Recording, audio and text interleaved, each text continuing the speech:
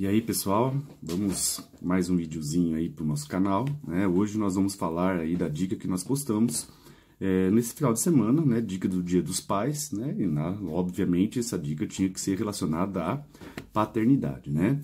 E sobre a paternidade, pessoal, o nosso código ele traz algumas informações, alguns detalhes interessantes, né? Uma delas é a presunção de paternidade decorrente do casamento, né? O que nós temos, pessoal?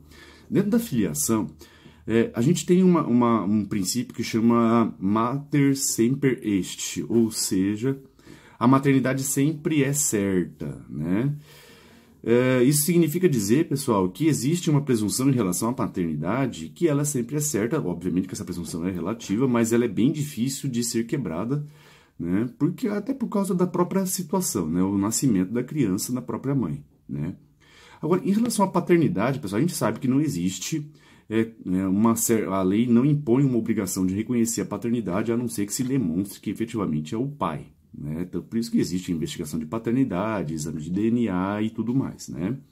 Então, quando uma criança nasce, para que ela seja reconhecida como filho, né, nós temos que entrar aí numa das situações dado o artigo 1609, né? Ou o reconhecimento voluntário pelo artigo 1609, né, numa das hipóteses ali, ou via ação de investigação de paternidade aí por sentença judicial, né?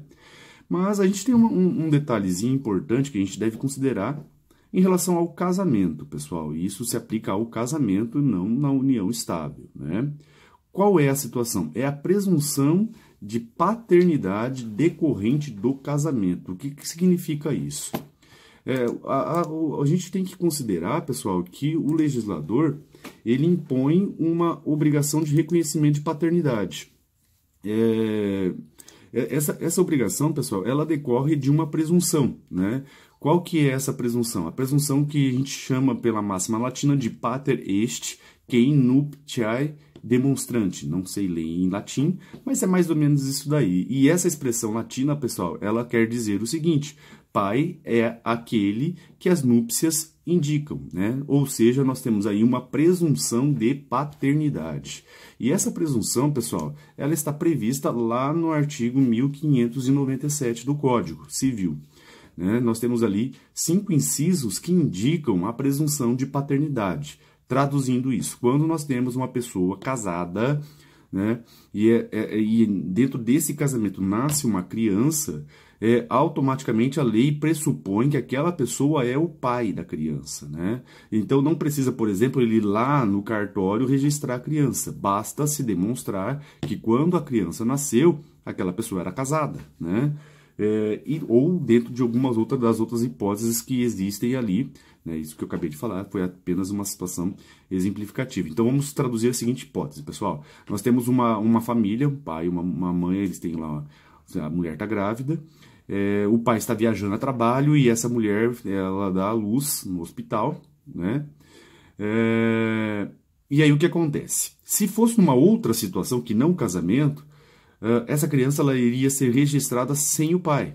Por quê? Porque, como eu disse, não existe uma situação onde a lei obriga o registro de nascimento sem que haja efetivamente a declaração de reconhecimento do pai, né? Mas quando a pessoa ela é casada, não precisa da presença desse pai para se registrar o nome dele no assento de nascimento, né? Então, o que vai acontecer? Esse pai está viajando a trabalho, né? E eles estando casados com a mãe.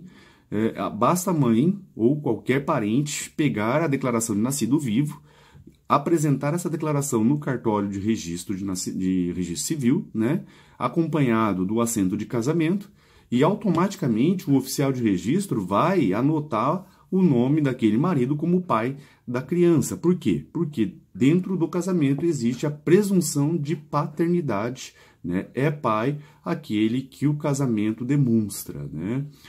É importante a gente destacar, pessoal, que essa presunção ela é relativa, não é absoluta, né? Ou seja, admite prova em contrário, né? Traduzindo isso, né, a própria lei ela traz aí uma série de situações onde pode haver aí a contestação dessa paternidade, né? Por exemplo, o artigo 1599 traz aí a situação da prova da impotência do marido, na época de gerar, né? Então, se ele provar que era impotente, e aqui é a impotência generante, né? Ou seja, ele não tem condição de ter filhos porque os espermatozoides, por exemplo, ele não produz espermatozoides, né? Ele não tem força genética para reprodução, né? Nessa situação, impotência generante, elide a presunção de paternidade. Então, se ele provar isso, ele não vai ser reconhecido como pai, né? Mas também a gente tem alguns detalhes importantes, né? Por exemplo, a confissão de adultério da mãe, da mulher, não afasta essa presunção, tá?